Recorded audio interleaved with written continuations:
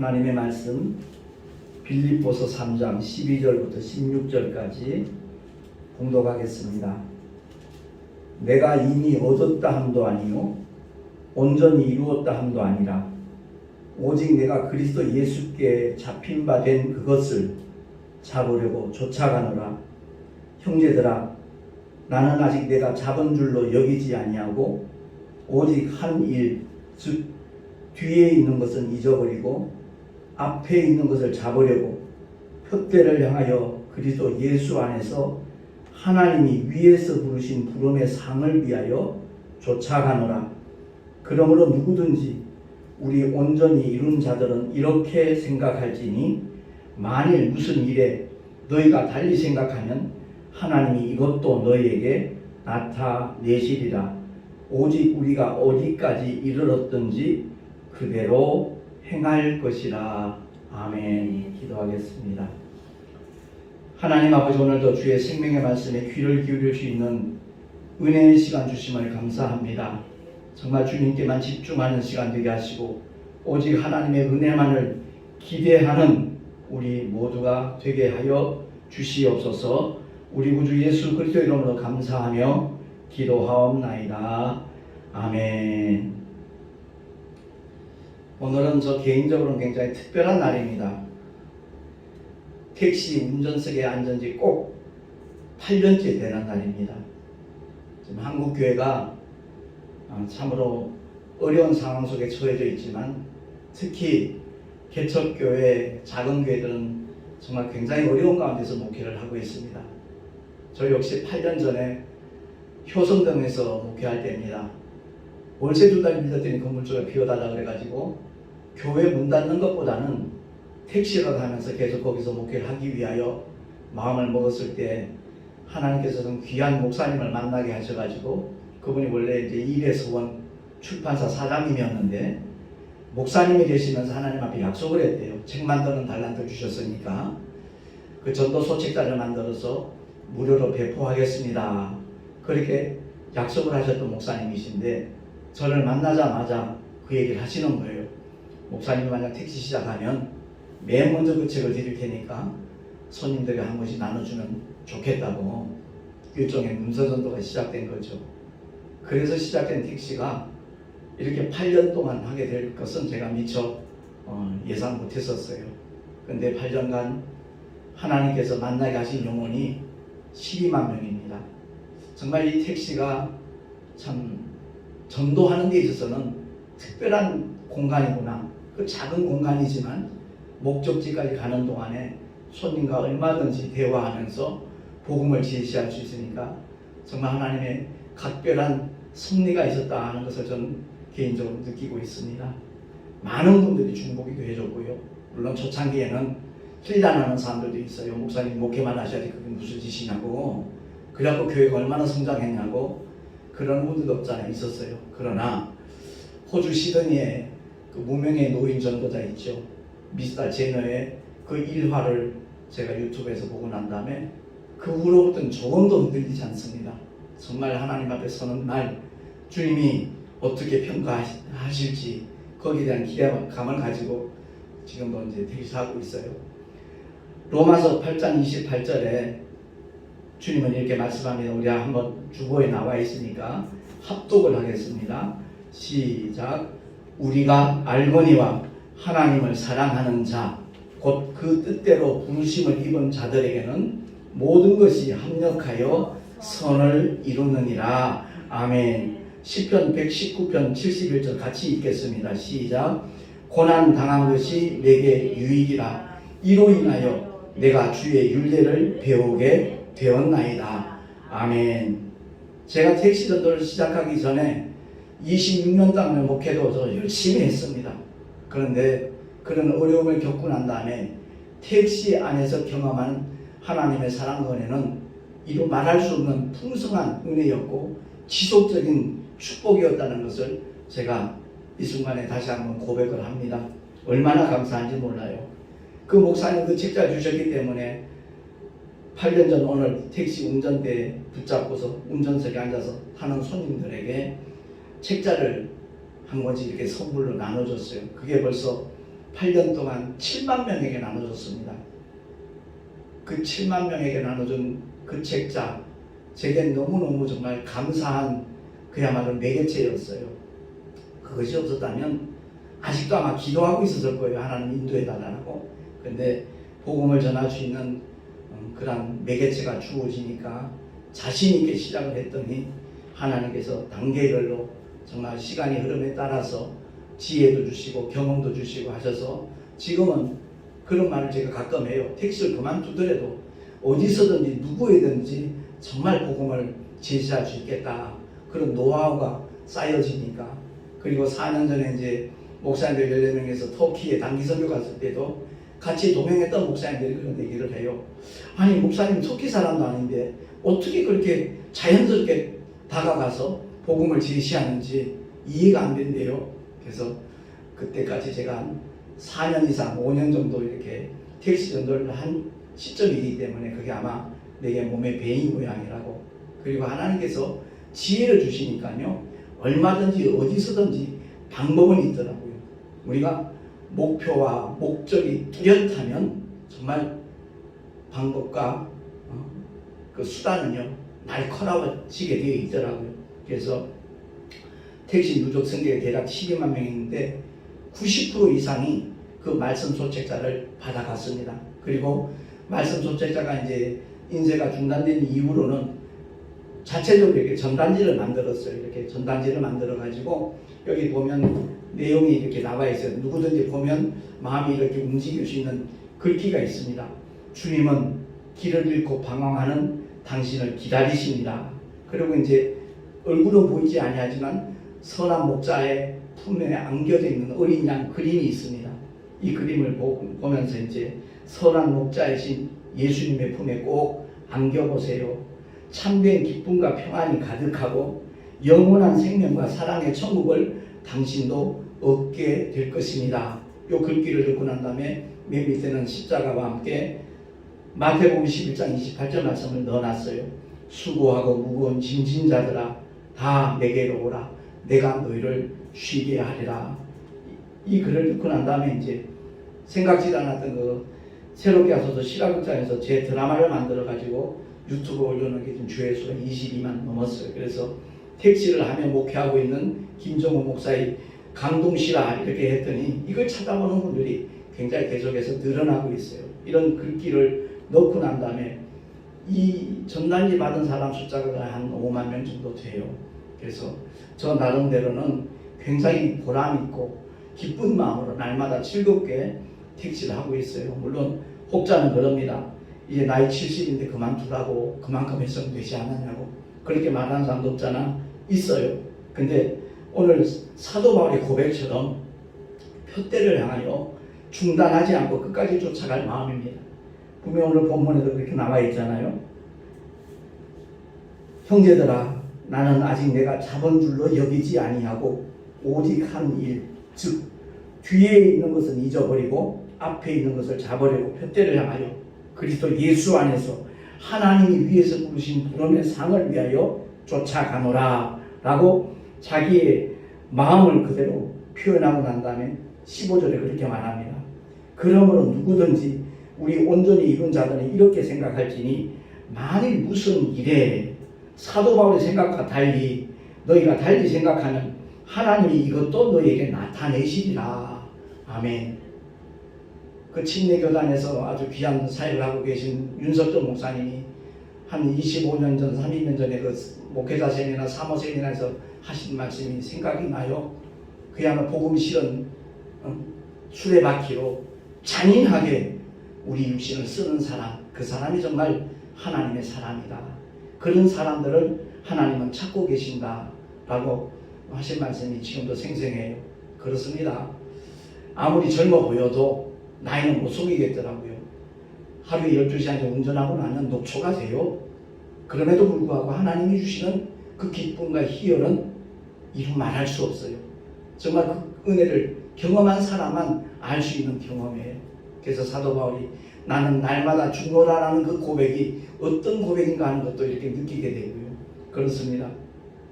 택시는 복음을 전하기에 가장 특화된 공간이라는 것을 제가 경험하고 있는데, 특히 요즘 시대는 유튜브 시대라고 그러잖아요. 유튜브가 대세다 그래요. 그래서 저도 뭐 4년 전만 해도 하더라도 유튜브하고는 전혀 상관없는 사람이었어요. 근데 제 드라마가 새롭게 와서 제작돼서 방영된 것이 자꾸만 조회수가 늘어나니까 제가 대구서 목회할 때입니다. 영남 대학교 학생들이 이제 가까이 경산시에 있는데, 그 친구들이 이제 제가 전도를 하면 그 당시 조회수가 한 19만 정도 됐어요. 목사님 수입 짭짤하시겠어요? 그러는 거예요. 무슨 수입? 그랬더니 광고 수입 들어오지 않냐고. 그래서 제가 내가 제작한 것이 아니라 새롭게 하셔서 CBS에서 제작한 거기 때문에 그쪽으로 아마 그 광고비가 들어가는 걸로 알고 있다. 그랬더니 목사님한테 좀 챙겨주는 거 그냥 묻더라고요. 그런 거 없다 그랬더니 제가 또 이제 서울 그 온누리교회에서 특강을 부탁을 해가지고 25분짜리 짧은 거 2개 특강한 게 있어요.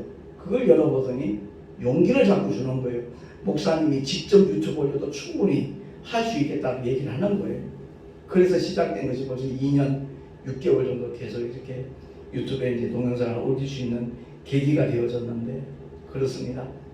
하나님께서는 어떤 환경에 있든 어떤 처지에 있든 하나님의 뜻을 이루기 위하여 몸부림만 하나님께서 돕는 손길들을 허락하신다 하는 것을 생생하게 제가 경험을 하고 있습니다. 그렇습니다. 최근에는 요즘에 이제 그 모델하우스에서 조기 분양 끝나는 바람에 부산에 사는 장로님이에요. 강희선 장로님이라고. 그 장로님이 모델하우스 방문한 사람에 나눠주는 물품을 굉장히 많이 준비를 했는데, 조기 분양이 완전히 완료됐으니까 남잖아요. 택시 전도하는데 도움이 될 거라고 이걸 주시더라고요. 그래서 여기에다가 이제 저희가 스티커를 제작을 해서 붙였어요. 다른 것도 안 넣고 그냥 유튜브 채널만 넣었어요. 제 전화번호도 안 넣습니다. 채널만 넣고, 제가 원하는 것은 이 메시지를 공유하는 게 목적이지 우리 교회에 와서 같이 예배드리자 그 자체가 목적이 아니기 때문에. 그랬더니 받는 분들 반응이 참 좋아요. 또 물티슈가 굉장히 고급스러운 항균 99%인가 그렇게 되어 있더라고요. 코로나 시대다 보니까 아주 정말 기쁜 마음으로 즐겁게 받아가면서 유튜브 꼭 챙겨보겠다고 대답하는 사람들이 굉장히 많아졌습니다. 제가 8년 동안 이렇게 택시 전도를 하면서 13년간 제가 부흥사 활동을 했을 때, 한국기독교 영풍회에서 부흥사 할 때 제가 부흥회 갈 때마다 들려주던 예화들이 있어요. 그 예화들 몇 가지를 이제 가는 거리에 따라서, 요즘은 코로나 시대라 그 예화를 직접 들려주진 못해요. 대화를 많이 못하게 하니까. 근데 코로나가 시작되기 전까지는 거리에 따라 이제 몇 가지 예화를 이렇게 들려줘요. 이제 짧은 메시지와 큰 울림이라고 이렇게 유튜브에도 올라가 있습니다만은, 그 중에 이제 인생의 새 친구, 농부와 뿅아리 이야기, 바다 낚시를 간 아빠와 어린 딸 이야기, 이 얘기를 들려주면 상당히 반응이 좋습니다.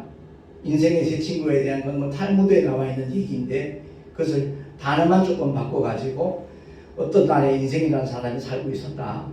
그에게는 정말 가장 사랑하는 첫 번째 친구, 그리고 두 번째 친구는 그보단 조금 못했고, 세 번째 친구는 그냥 이런만 친구지 별로 있으나 없으나 별로 상관없다고 생각했던 친구가 있었는데, 그 인생이라는 사람에게 그 나라 임금님이 사자를 보냈다. 내일 12시까지 대궐로 입궐하라는 그 전가를 받고 난 다음에, 그 인생이라는 사람은 자기가 임금님에게 뭐 칭찬받을 일을 한 것도 아니고, 내가 뭘 혹시 잘못한 것이 있나 불안한 마음이 생겼고 걱정하는 마음이 생긴 거예요. 그래서 누굴 찾아갔겠습니까? 혼자 갈 용기가 안 생기니까 첫 번째 친구지요.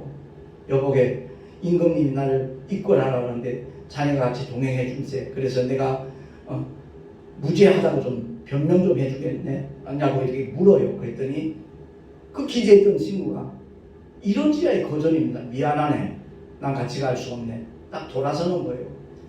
하는 수 없이 두 번째 친구 찾아갔죠. 그랬더니 그 두 번째 친구가 대궐 입구까지 내가 동행해 준세. 그러나 임금님 앞자리까지는 나도 못 가겠네. 역시 거절이었어요. 별다른 기대하지 않고 세 번째 친구를 찾아갔어요. 그랬더니 그 친구가 내가 동행해 준세. 그리고 임금님 앞에서 내가 자네는 무죄하다고 내가 변호해 주겠네. 그러는 거예요. 이 인생이라는 사람은 바로 저와 여러분입니다. 우리 모두입니다. 그리고 임금님은 물론 하나님이시고요. 그 사자는 바로 죽음의 사자입니다. 죽음의 사자가 우리를 찾아왔을 때 첫 번째 친구, 너 없이는 못 살겠다고 생각했던 그 첫 번째 친구는 바로 쉽게 표현해서 돈입니다. 물질입니다. 돈만 많으면 행복할 걸로 생각하는 사람들 얼마나 많습니까? 돈병철이라는 별명을 가졌던 이병철 씨도 10원짜리 하나 못 들고 갔지요. 그렇습니다. 죽음이 찾아오면 내가 그렇게 기뻐하고 내가 그렇게 애지중지했던 물질은요, 나를 외면합니다. 완전히 상관없습니다. 더 이상 나에게 기쁨도 될 수 없고 소망도 될 수 없고 힘도 될 수 없습니다. 근데 오늘날도 역시 그 돈 때문에 모든 것을 뒤로하고 거기에만 정말 몰두하는 사람들이 우리 주변에 굉장히 많이 있지요. 두 번째 친구는 바로 말 그대로 친구입니다. 사랑하는 부모, 형제, 가족들이죠. 친지, 이웃들이죠. 그들 역시도 죽음이 날 찾아왔을 때는 만약 나를 매장한다면 매장지까지는 같이 갈 겁니다. 화장을 시키면 화장터까지는 같이 가줄 수 있을 겁니다. 그러나 하나님 앞자리까지는 같이 못 가죠. 세 번째 친구는 누굽니까? 우리를 위하여 대신 십자가에 못 박혀서 피 흘려 죽으셨다가 사흘 만에 부활하신 인류의 구주 되신 하나님의 독생자 예수 그리스도십니다. 때로는 그러잖아요. 교회를 다니면서도 왜 이렇게 주일이 빨리 다가오냐고 귀찮게 여겨요. 성가시게 생각할 때도 있어요. 근데 죽음의 요단강물 앞에서 주여 나를 도와주세요, 나를 불쌍히 여겨주세요 고백하는 그 순간 주님은 아무렴 내가 너를 위해서 십자가에서 너 대신 피 흘려 죽지 않았냐, 인류의 모든 죄를 내가 처리하지 않았냐 그러시면서 저와 여러분을 변호하고 저 천국까지 정말 평안하게 입성할 수 있도록 도우시는 분이 우리의 주님 예수 그리스도신 줄로 믿습니다. 짧은 시간에 다 이 모든 예화를 들려줄 수 없지만 유튜브에 짧은 메시지와 큰 울림 이렇게 치면 그 여러 가지 예화들이 소개되고 있습니다. 그런데 가장 관심 깊게 듣는 얘기는 다름이 아니라 바로 김포공항에서 탔던 손님 얘기입니다. 제가 그 당시에는 애니타임이라는 사탕을 하나씩 먼저 줬어요. 그랬더니 그걸 받자마자 감동입니다. 내가 그렇게 택시를 많이 타고 다니지만 이런 경우는 처음입니다. 그러는 거예요. 그래서 더 좋은 선물 하나 드릴게요. 그랬더니 뭡니까? 이러는 거예요. 그래서 그 전도서 책자 김한선 목사님이 제공해 주신 그 전도서 책자를 하나 이렇게 건네줬더니 목소리 톤이 확 바뀌는 거예요. 됐습니다. 빨리 가죽이나 하세요. 그러는 거예요. 그래서 내가 그 책자를 받아 들고 이제 목적지를 이렇게 내비게이션에 입력을 하고 출발했더니 자기가 생각해도 사탕 줬을 때, 책 줬을 때 너무 상반된 반응을 보인 게 미안했던지 묻지도 않은 얘기를 하는 거예요. 사실 저는 박수무당입니다. 30년 동안 작두를 타봤고 어제도 제주도 내려가서 작두 한 번 타고 복채 2천만 원 벌어갖고 오는 길이라고 자랑삼아 얘기를 해요. 그래서 인생에 후회 없으세요? 전혀 없대요. 잘 먹고 잘 삽니다 이러더라고요. 그래서 죽은 다음에도 후회 없을 것 같으세요? 그랬더니 예? 거기까지 생각 안 해봤고 생각해보고 싶지도 않대요. 그러게 제가 질문을 던졌죠. 인종 지켜본 적 있습니까? 그랬더니 너무너무 많이 봤대요. 왜냐하면 유명한 박수 무당이니까 죽기 전에 막 이상한 소리하고 발작하고 막 그러니까 그거 좀 무마시켜달라고 진정시켜달라고 많이 불려다녔다는 거예요. 그러기에 제가 혹시 그들이 숨이 끊어지기 직전에 한 말 생각나는 거 있다고 했더니 있죠 그러더라고요. 뭡니까? 그랬더니 네 고모가 나 데리러 왔는데 네 할아버지가 나 데리러 왔는데 그 옆에 시커먼 것들이 같이 다 따라와 있다. 무섭다. 안 갈란다. 가장 많이 들은 얘기래요. 그래서 그 얘기할 때 유가족들 반응이 어떻던가요? 죽을 때가 되니까 헛것이 보인다고. 왜냐하면 그런 현상이 일어나고 난 다음에 1, 20분 안에 거의 숨이 끊어지니까 자기도 그 말을 참 많이 했다고 얘기를 하더라고요. 그러게 제가 그때부터 얘기를 좀 했습니다. 사람들은 헛것이 보인다 얘기하지만 사실은 그제서야 진짜가 보이는 겁니다. 살다가 죽으면 그만이지 천국이 어디고 지옥이 어디냐고 큰소리 뻥뻥 치던 사람들도 마지막 순간에는 자기가 어디로 끌려가는지 압니다. 그래서 거기 안 따라가려고 안간힘 써도 버티다가 숨이 딱 멎어버리면 팔다리가 완전히 나무토막이 된답니다. 장의사들 얘기입니다. 그래서 장의사들이 교회 장례식을 반기는 이유가 다른 것 없이 수의를 입히는 게 너무 편하다는 거예요. 자는 사람 옷 입히듯이 팔다리 다 끼울 수가 있는데, 이상하게 안 믿는 사람들은 나무 토막처럼 굳어오니까 손목, 팔목, 어깨 관절 다 꺾어서 부드럽게 풀어놔야 되고, 발목, 무릎 관절까지 꺾어 풀려면 보통 20-30분 정도 작업을 해야 되는데 별도의 수고비를 청구할 수 있는 대목이 아니다 보니까 자기들도 모르게 교회 장례식 그러면 반긴다고 한다 그랬더니 무릎을 탁 치면서 이제서야 궁금증이 풀렸다는 거예요. 그래서 똑같은 사람 몸인데 왜 다른지 아느냐? 그때 물은다 그러더라. 바로 가는 길이 다르기 때문에 그렇다. 나도 언젠가 죽을 거다. 근데 예수 믿는 사람의 죽음은, 그 죽음이 천국문 열리는 시간이다. 자기 집 들어가면서 현관문 열고 들어갈 때 두려워하는 사람 아무도 없다. 편안하게 현관문을 열고 자기 집에 들어간다.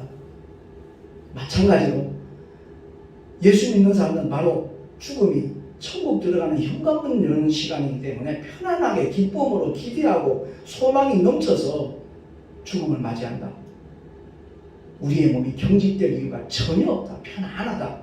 근데 똑같은 사람이지만 믿지 않는 사람들, 하나님의 사랑을 끝까지 거부하고 그 은혜를 받아들이지 않는 사람들은 그 죽음이 바로 지옥으로 떨어지는 맨홀 뚜껑 열리는 시간이다. 그 공포감은 당사자 외에 모른다. 그러다 보니까 거기에 안 끌려가려고 막 힘주어서 버티다가 숨이 다 끊어져 버리면 온몸이 경직된 상태에서 나무 토막처럼 되는 것이다. 그랬더니 그분 하는 말이, 자기도 중학교 다닐 때까지는 교회를 다녔다는 거예요. 제가 그 말에 좀 충격을 받았어요. 근데 그 사람 고백이 여학생 꼬시려고 교회를 다닌 것이지 예배 드리려고 다닌 건 아니라고 얘기를 하더라고요. 그래서 하나님 사랑에 대해서 좀 들려줘도 되겠냐 했더니 들려달래요. 그래서 들려준 게 바로 농부와 병아리 이야기예요. 그 유튜브에 이제 들어가면 보실 수 있는데, 그 얘기를 다 듣고 난 다음에 목적지에 도착하니까 목사님 한 가지 부탁이 있습니다 그래요. 뭔데요? 그러니까 처음에 저 주시려고 했던 책, 그 책 저도 한 권만 주실 수 있냐고. 물론이죠. 그걸 그 책을 줬어요. 그게 국민일보에 기사로 소개되는 바람에 새롭게 와서 제작진에서 출연을 요청한 거예요. 그래서 기왕이면 내가 택시 전도할 수 있도록 책 주시는 목사님이 계시는데 그 목사님하고 같이 출연하는 어떻게 했냐고. 여기 전단지에 본 조기범 목사님이에요. 이 당시 이제 김학중 목사님의 사회를 봤거든요. 그 탤런트 전 이름을 잊어먹었다. 그 두 사람에서 이렇게 진행할 때 이제 같이 출연을 했어요. 내가 택시 전도하죠. 책 주시는 목사님 같이 출연하면 어떻게 했냐고 했더니 그러면 더 의미가 있겠다. 그래가지고 이제 방송에 같이 나갔던 것이고요. 어쨌든 우리 모두가 꼭 기억해야 될 것이 있어요. 주변에 살다 죽으면 그만이지라는 그런 얘기하는 분들 참 많습니다. 천국과 지옥이 어디냐고, 너 가봤냐고 그렇게 얘기하는 사람 굉장히 많아요. 사실 저희 부친께서 그랬습니다. 제가 늘 복음을 전하면 천국과 지옥 봤어? 죽어봐야 알지. 늘 그러셨어요. 그래서 제가 예 아버지 그 말씀 맞아요. 죽어봐야 알아요. 그런데 죽었는데 천국과 지옥이 실존하더라. 그때는 이미 기회가 없는 겁니다. 돌이킬 수가 없는 겁니다. 그 말이 저희 아버님 마음에 좀 충격이 됐던 것 같아요. 돌아가시기 전 한 5개월 정도를 저희 부부가 모셨어요. 그렇게 완강하던 분이 제가 설교를 하든 제 아내가 설교를 하든 맨 앞자리에 앉아가지고 아멘 아멘 아멘 하시는 거예요. 상상도 못했던 일이 진행이 되더라고요. 참 하나님의 은혜를 정말 기대하고 우리가 기도하는 것에 대해서는 하나님께서 반드시 책임져 주는 줄로 믿으시기 바랍니다. 그래서 그 글을 일본에 여기다 넣은 거예요. 전단지에다가 뭐 누구하고 상의해서 넣은 것도 아니고요. 내 경험 속에서 우리 아버지가 늘 하시던 말씀, 그런 생각을 믿지 않는 모든 사람들 다 공동적으로 이렇게 갖고 있는 생각이거든요. 그래서 그 글귀를 넣었는데 히브리서 9장 27절에 주보에 나와 있으니까 우리 한번 합독합니다. 시작. 한 번 죽는 것은 사람에게 정하신 것이요 그 후에는 심판이 있으리니. 아멘. 주님이 이 땅에 오신 목적은 우리가 심판에 이르지 아니하도록 주님은 이 땅에 오셨거든요. 말씀이신 하나님이 육신을 입고 오신 이유는, 그 목적은 우리를 대신해서 피 흘려 죽어주시기 위해서, 그 대속의 죽음 때문에 영이신 하나님이, 말씀이신 하나님이 성육신 한 사건이 바로 성탄절의 사건이거든요. 그렇습니다. 한 번 죽는 것은 하나님의 정하신 이치예요. 어느 누구도 피할 수가 없어요. 반드시 그 죽음은 우리를 찾아오게 되어 있습니다. 근데 오늘날 우리 대한민국에서 일어나는 사건들 중에서 자살하는 사람이 왜 그렇게 많습니까? 그건 그야말로 지옥 형벌을 앞당기는 길이에요. 심지어 교회를 다닌다는 사람이, 예수를 믿는다는 사람이 힘들고 어렵다고, 고통스럽고 괴롭다고 스스로 목숨을 끊는 사람은 가룟 유다가 간 길을 똑같이 따라가는 거예요. 정말 이것만큼은 우리 한국교회에서 강하게 좀 외쳤으면 좋겠어요. 아무리 힘이 들고 어려워도 자살만큼은 해서는 안 된다.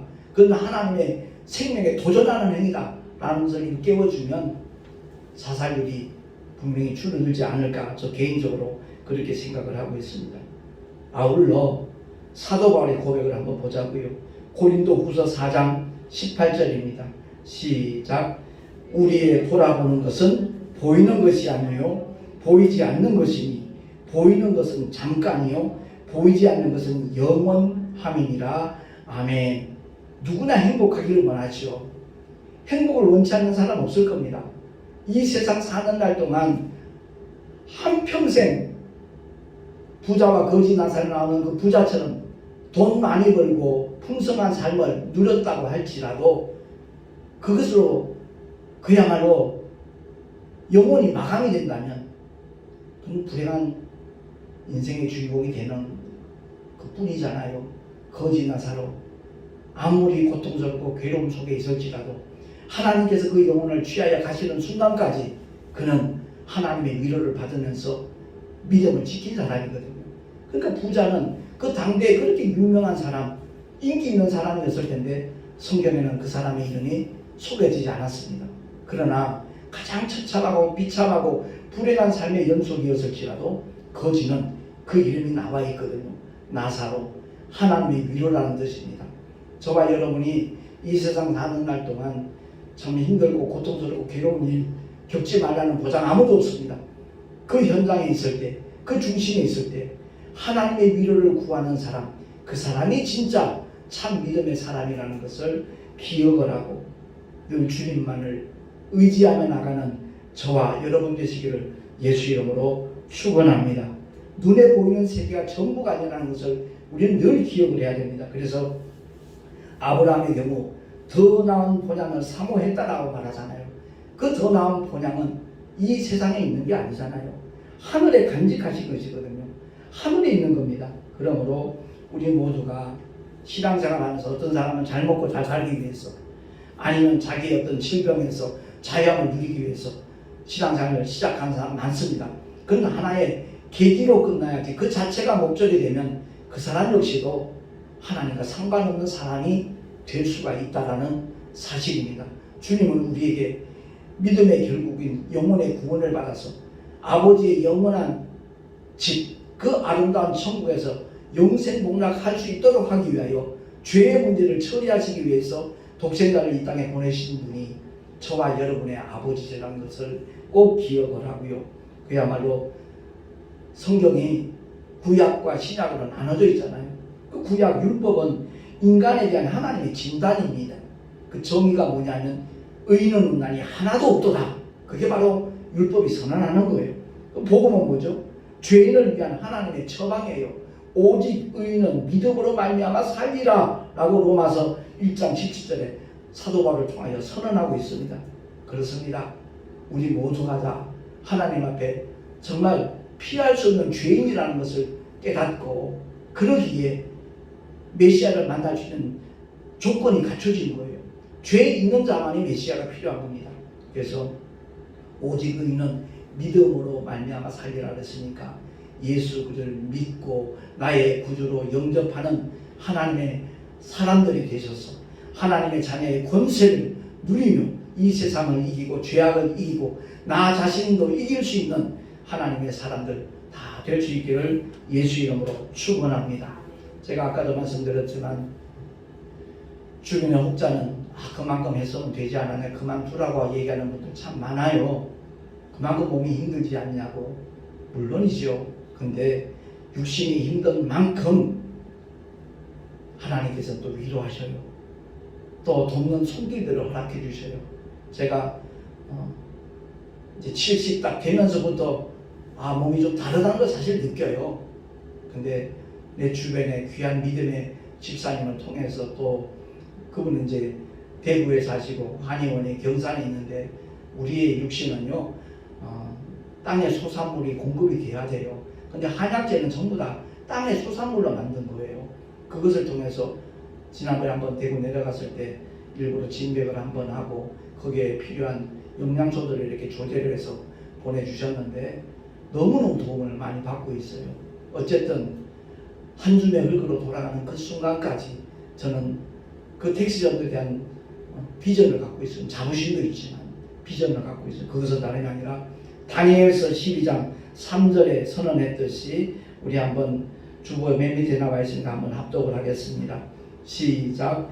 많은 사람을 옳은 대로 돌아오게 한 자는 별과 같이 영원토록 비추리라. 아멘. 어제도 만나는 한 다른 교회 집사님이신데 열심히 전도하시는 분이에요. 참 전도가 너무너무 힘들어요 목사님 그러더라고요. 그래서 전도에 대한 개념을 우리가 바꿔야 됩니다. 꼭 전도해서 우리 교회에 출석시키고 등록시켜야 전도한 걸로 간주하는 이 풍토를 빨리 깨뜨려 버려야 됩니다. 씨 뿌리는 자의 비유를 통해서 우리는 분명히 기억을 해야 될 것입니다. 주님이 어디가 옥토인지 어디가 길가인지 어디가 가시덤불인지 어디가 돌짝밭인지 그거 살펴보고 씨를 뿌려라 말씀하신 적이 없다. 우리는 이 복음을 제시만 하면 된다. 더더구나 이 유튜브를 통해서 이 동영상을 이렇게 소개만 해도 그것도 하나님께서는 정말 아름답게 선하게 인도하시는 분이 전능하신 하나님이시니까 그야말로 유튜브 채널 소개하는 것만 하더라도 전도의 일환이 될 수 있다. 이게 목사님 말씀 맞아요. 정말 전도는 내가 출석하는 교회에 몸집 키우기 위한 수단이 아니라 정말 영혼을 살리기 위한 생명의 씨앗을 뿌리는 행위라는 것을 우리가 기억을 하고 누군가 그래요. 8년 동안 전도해서 교회 얼마나 부흥했냐고 그 얘기를 해요.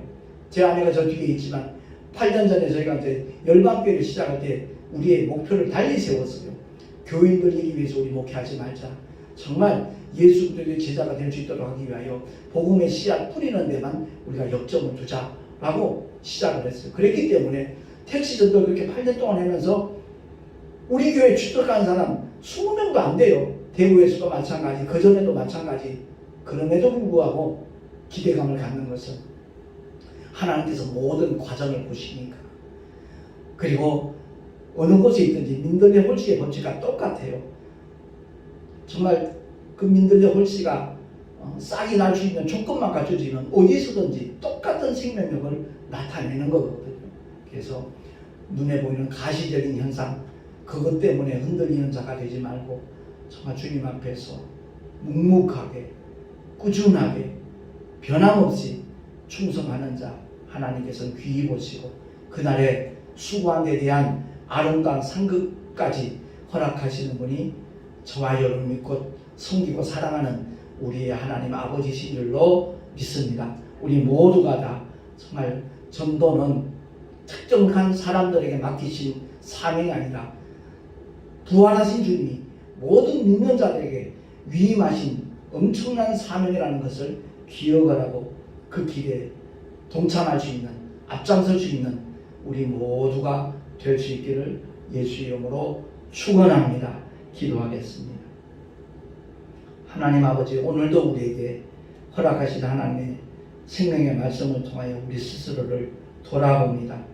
오직 우리가 어디까지 이르렀든지 그대로 행할 것이라고 사도 바울이 고백했듯이 우리 모두가 다 지금 현재 만족하는 자가 아니라 정말 표대를 향하여 끊임없이 다름박질할 수 있는 하나님의 사람으로 죽도록 충성하는 주님의 일꾼들 되게 하여 주시옵소서. 우리 구주 예수 그리스도 이름으로 감사하며 기도하옵나이다. 아멘. 교회 소식 주보를 참고하시기 바랍니다. 제가 2주 전에 우리 같은 교단 노회에 계신 목사님이 전화를 주셔서 오늘 직분자 헌신 예배를 하는데 좀 말씀 전해 주시냐고 그러기에 아유 고맙습니다. 더더구나 제가 택시도 딱 8년째 되는 날인데 하나님께서 또 의미 있게 이렇게 주의 말씀을 전할 수 있는 기회 주셔서 고맙다고 이제 인사를 표했지요. 오늘 1시 30분이라고 연락이 왔더라고요.